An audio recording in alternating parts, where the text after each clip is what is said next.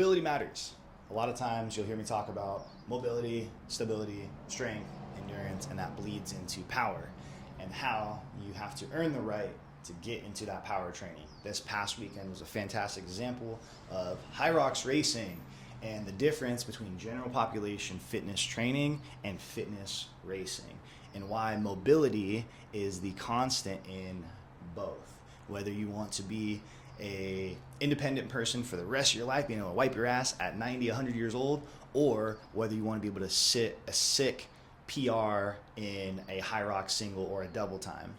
Now, I'm just going to use Brad, for example. I love you, brother, and you've made fantastic jumps this year. And we all know with your long ass legs, your wall balls wasn't cutting it for a second. And unfortunately, not just him, a lot of people got no rep at this weekend's HYROX event because part of the criteria is the hip crease must break 90 degrees, and then you actually have to hit exactly the target. You can't throw over. So what that requires is mobility, strength, power, and also rhythm and cadence. And a lot of times, if people have wonky hip, knee, or ankle, that's going to create some inefficiencies in movement pattern. And then when it comes to racing, it's really hard to find a rhythm and a cadence if none of these joints move as smoothly. So not only is that going to affect your time from a sports perspective, that can also bleed into potential injuries down the line, and overall just not having a great time in HYROX, which already isn't a great time.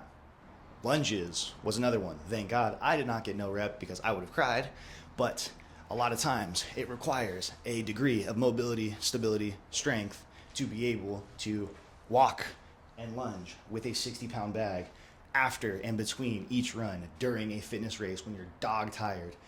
Imagine how much harder that would be if you had plantar fasciitis, a messed up knee.